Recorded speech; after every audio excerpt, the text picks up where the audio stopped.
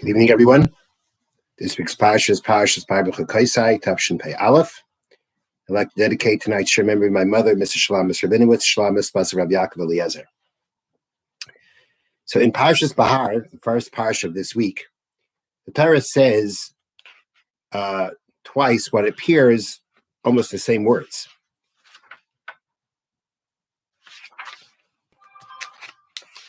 The Torah tells us, V'loisenu ish es achiv, which is translated as one person shouldn't wrong his brother. And then the Torah then again says, L'isenu ish es amisai, a person should not wrong his friend. So Rashi in his commentary points out that the first time the Torah tells us not to wrong someone, it's talking about wronging them when it comes to monetary dealings, not to overcharge, not to underpay. The second time that it says, do not wrong your friend, it means don't wrong him with words. That's called einoas devarim, using words to cause pain to someone, to cause anguish to someone.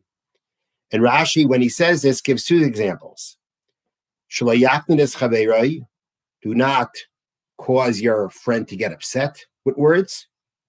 Layasienu eitza she'eno hageneslai lefidarka v'nasa shel yaitz. And don't give someone a bad piece of advice for your personal benefit. These are the two examples that Rashi says are included in what's called einoas devarim, causing pain, wronging someone with words. You are either saying something that will upset him, or you're giving him bad advice. Now, the Shulchan Aruch, in the section of Chosh and Mishpat that deals with monetary laws, gives examples of what's called einoas devarim, what's called causing pain with words. Now, actually, before that, the Shulchan Aruch writes, this is in Shulchan Aruch Chosh and Mishpat, Siman Reish Chav Ches, chapter 228, Sif Aleph, paragraph 1. The same way ona, wronging someone, applies in business dealings. And actually, you could wrong someone with words. And when one wrongs someone with words, that's even greater. It's even more severe when he wrongs them when he wrongs someone monetarily. If you wrong someone monetarily, you could always pay him back. You could return his money. But in this case, when you wrong someone with words, you insult someone, you upset someone with words, how are you going to pay that back? Another thing is that when you wrong someone with words, you're wronging them directly. The person, you're wronging the person. You're hurting the person. While in the other case, it's his money. And therefore, the first thing that the Shulchan Aruch tells us about einoas devarim is that, there's einoas mammon, where you wrong someone monetarily. There's einoas devarim, you wrong someone with words. We'd all think that monetarily is worse than words. And the first paragraph the Shulchan Aruch teaches us is that it's not that way. That it's actually more severe when you're wronging someone with words than wronging someone monetarily. Now, in Sif Beis, in paragraph 2, the Shulchan Aruch writes, one has to be even more careful when it comes to causing anguish with words to someone who converts, someone that's converted. Again, whether the wronging is monetarily or with words, one has to be extra careful when it comes to a convert. The Torah warns us many times how careful we have to be with a convert. And therefore, when we have to make sure that we don't wrong someone, we have an even greater responsibility. We have to be more careful not to wrong a convert. Sif Gimel, paragraph 3 says, one has to be very careful when it comes to causing anguish to one's wife, because her tears are easy to come. Which means that when you're dealing with someone that is more sensitive, you have to be more sensitive. Whether it's one's wife, whether it's anybody. If you know someone is sensitive, you can't say to them, why are you being so sensitive? No. If they are sensitive, then you have to be careful what you say to them. Now, again, it depends what the situations are. What you have to say, what you don't have to say. But at the end of the day, if we're talking about, being a little bit on the harsh side and being harsh with words, one has to know that when you're dealing with someone that is more sensitive, you have to be more careful. Sif Dalit, paragraph 4, gets into a number of examples. Case Tavarim. What does it mean? What's an example of causing anguish with words? First, Lo yoymar bekama ataroitze litein chayfet zeh. You don't go over to someone and ask them how much they want to sell something for, and you really have no intention to buy it. So basically, you're price shopping. But the person who you're asking, the shopkeeper you're asking, he thinks that you want to buy something from him. So at the end of the day, when you walk out of the store, you've disappointed him. But you disappointed him in a way that there was no reason to do that. If you want to buy something, you ask a price, the price is too high, that's life. But if the point is you're giving the impression like you want to buy, and then you walk out, so you caused them disappointment in a way that wasn't necessary. You really weren't even planning on buying it. You just want to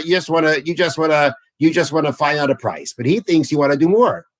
So you're causing him anguish when it wasn't necessary, when it wasn't right to do so. There wasn't a need to do so. Like I say, if you're trying to buy something, you're looking to buy, and you're pricing, the price is too high. Okay, that's the way it is. You're not even planning on buying. You just want to know the price. So then you're causing him disappointment when it was unnecessary. You should tell the person, look, I'm not interested in buying right now, but I'd like to know the price. Which maybe then he'll give it, maybe then he won't give it. But the bottom point is, if you have to be upfront with the person and not give him hopes and then dash them for no reason. Now, that's the first example. Next, you had these donkey drivers, but people looking to buy grain to resell. Don't say, oh, go to so-and-so, but he has nothing to sell. For some reason, you feel you've got to answer these people, but you're sending them basically in a wild goose chase. Then the guy doesn't have, so why are you sending them there? Now, if you thought the person had is one thing, but if the person doesn't have, why are you wasting their time? Why are you sending them on a trip where they're going to find disappointment? Why are you disappointing them like that? What is that? Little joke? Doesn't matter. That's another example of causing anguish with words. Another example, a person's friend was about teshuva. There was something he wasn't observant, and then he became observant. Don't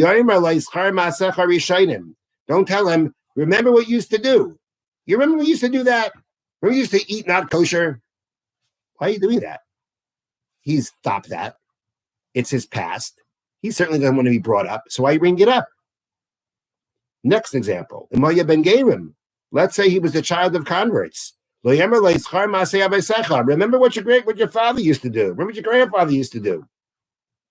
What are you doing? What are you doing with that? What are you bringing up that past that the person is not part of and doesn't want to be part of? But you're saying it to basically to cause him anguish. And again, the commentaries say even if it's for a joke, even if it's innocent, you're just joking. This little joke, if it hurts the person, you can't do it. If a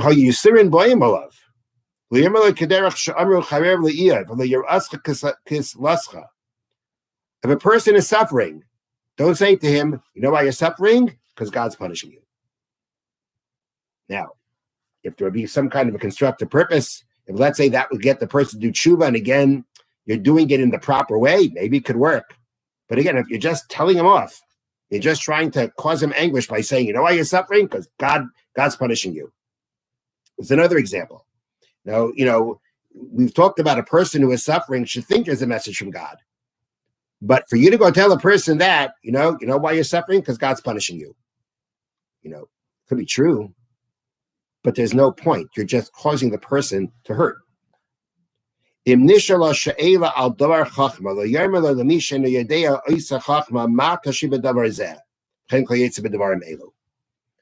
say there's a question.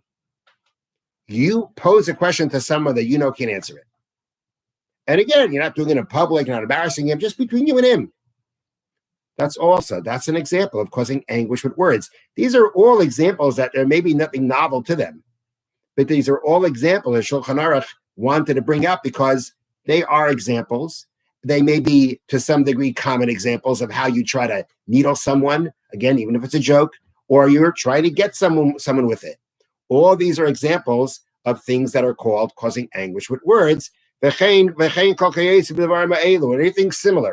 Anything similar that you're going ahead and you're using and you're basically insulting someone, or you're saying something that is insulting to that person, that's called a nos tavarim. That is a Torah prohibition of causing pain with words. And although we may think that it's just words, the Torah says just words is enough. And just words, as we know, is enough to cause tremendous damage and tremendous hurt. But the fact that you're just using words, you're not causing a monetary loss, you're insulting him, one should know that is a Torah prohibition. The last paragraph we'll go through is paragraph Hey, Sif Hey. Do not give person a bad name, meaning you call them a nickname, but it's a nickname that is degrading. Even though, it's people commonly call the person that. If you're using it to embarrass him, it's forbidden. There's some people who go around with a nickname, and it's something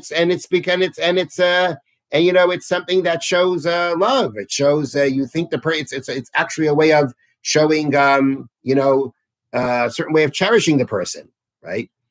But if you're using it to embarrass the person, that would be a problem. So to go ahead and call a person by a name or a description, right? That basically, you call the guy Shorty, okay, and it bothers the person, it's being said in jest. That's what everybody called him. Everybody called him a Shorty, okay. But again, if the point was, if that was a way of showing how beloved he was, and he took it that way, is one thing. But if you're doing it in a way that's actually degrading him, and that's the name he goes, that's the name people call him. It's degrading, but that's what people call him. What should he do? The fact that he's calling him that doesn't help. To go ahead and give a person a degrading name, call a person by a degrading name, you see, it's interesting. He gives a separate paragraph to that. It would seem that this is a uniquely problematic thing. To go ahead and actually give a person that kind of a name is something that's a unique form, or probably a more severe form of a nos tavarim causing pain with words. So again, all these things are not necessarily something new, but they are things that we can use as examples of how we have to be very careful with the words that we use when we're talking to someone. Another example that's given is that if, let's say, a person purchases something. Somebody purchases something, and they say, "What do you think?" A guy walks over here. He just shows you a new suit. He just bought a new jacket. "What do you think about my jacket?" Now, you think it's horrible. He says, "Look at my jacket. Look what I paid for it? I paid this amount of money." And you say to yourself, "You got to be kidding. He paid that money for that jacket?"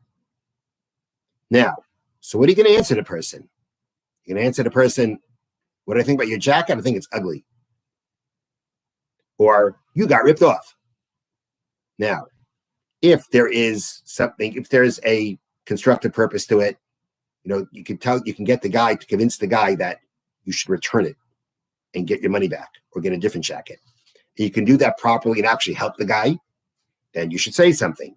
If he can get his money back, you should say something, again, in a proper way. Nothing you can do about it. Then if you do not praise it, what are you doing? You're going to cause him anguish.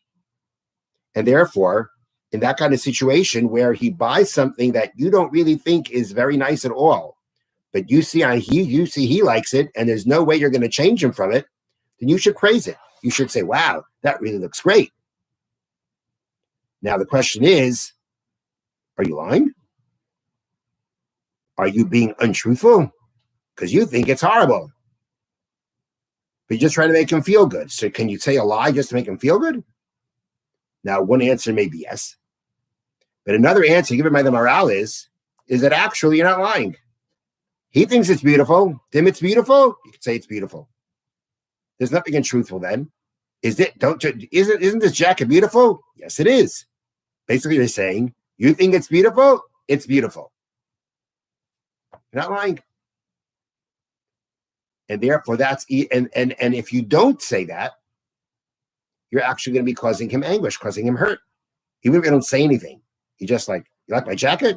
Or you don't even respond. Causing anguish isn't only just by saying words. Causing anguish could be not saying something you should, making a face, a gesture, also falls under the same prohibition.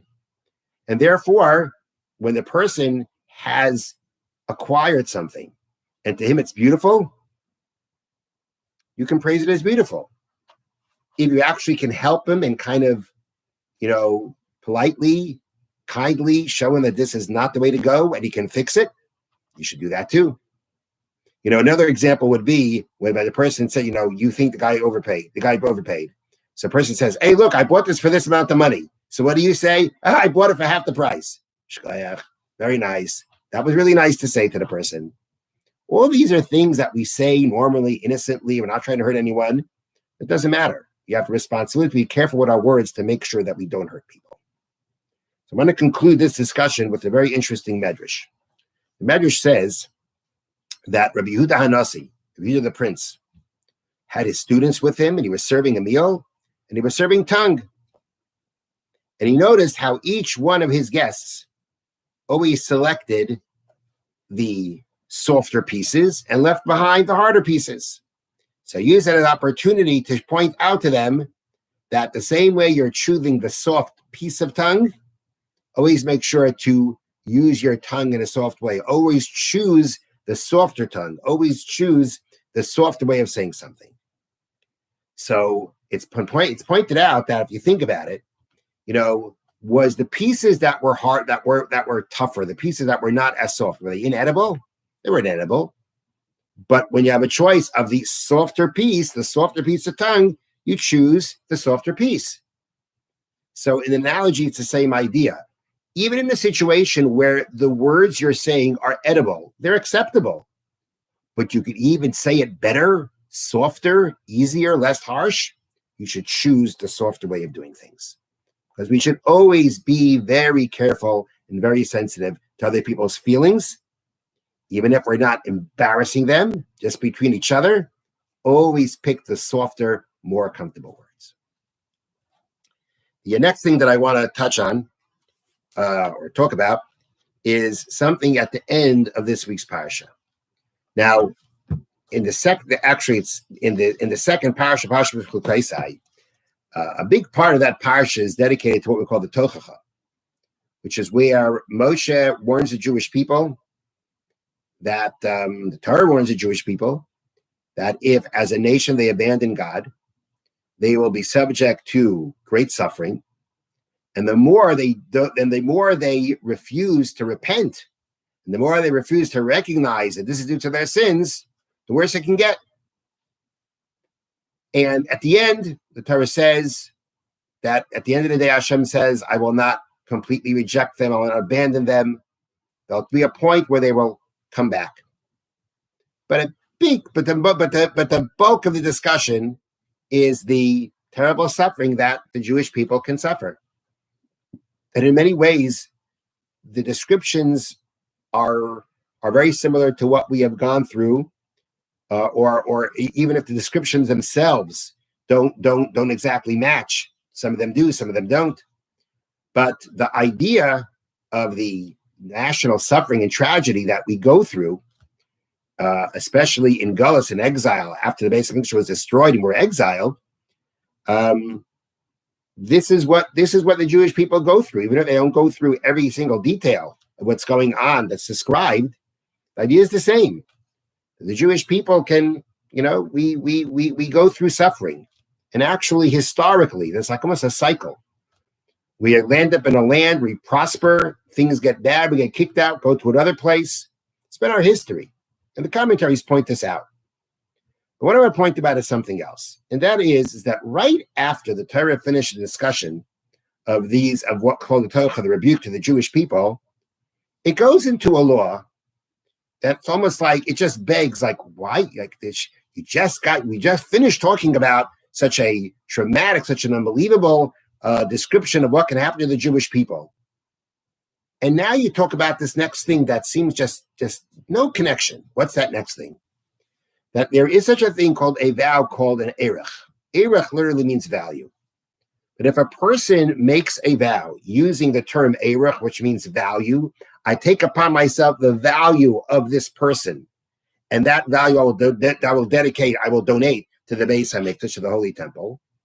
And you use the word erech, that's a specific word. Again, it translates value, but use that word erech. So the Torah says, depending on the age of the person, you will give a set amount. Meaning the Torah, for different age groups, the Torah says, if it's this age group, you give this amount of money. If it's that age group, you give that amount of money. And that's called erechin. It's like a set value that the Torah puts to people if you take this vow to give their value. That is the first thing after the Torah is discussing. There's some connection. So Mordechai Kamenetsky wants to suggest the following. And he brings it out with a very, very poignant story.